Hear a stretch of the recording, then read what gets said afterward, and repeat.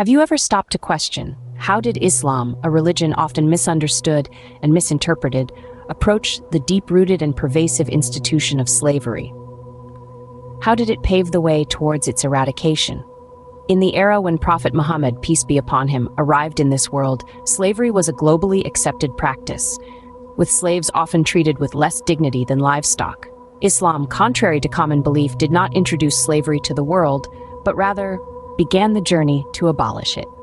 The Prophet, a mercy to all the worlds, persistently advocated for the liberation of slaves throughout his blessed life. Numerous forms of kafarat, or compensations for sins, involved the freeing of a slave if one was owned.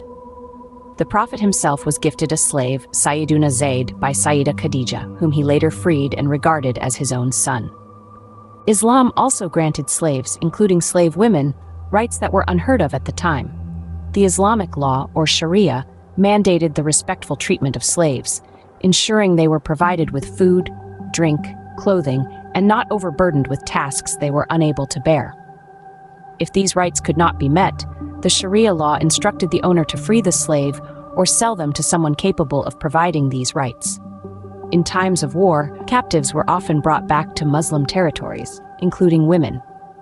Rather than executing or imprisoning them, Islam allowed these captives to be distributed as slaves to appropriate individuals. These new masters were obliged to care for them, treat them kindly, and eventually free them when they no longer posed a threat to Islam. Islam permitted copulation with a master's own slave woman, considering ownership as a substitute for marriage. This act was seen as highly honorable for the slave woman, fostering love and affection between her and the master. Non-Muslims often exploited these women, passing them around as prostitutes, whereas Islam forbade anyone to sleep with another slave woman without marriage. Once a master copulated with his slave woman, he was encouraged to free her and marry her. Children born from such unions were considered free, and their birth also confirmed the freedom of their mother upon the death of her master. All slaves had the right to marry with their master's permission. In conclusion, while slavery was a deeply entrenched global practice, Islam introduced revolutionary measures to gradually dismantle it.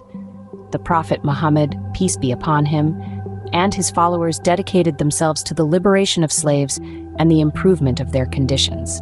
This approach was unheard of in the pre-Islamic era, and it marked a significant shift in societal attitudes towards slaves.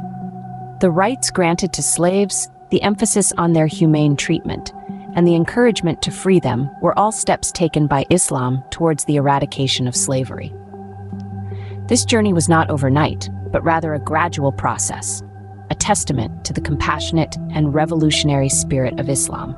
So, the next time you find yourself pondering over the history of slavery, remember the significant role Islam played in its gradual eradication.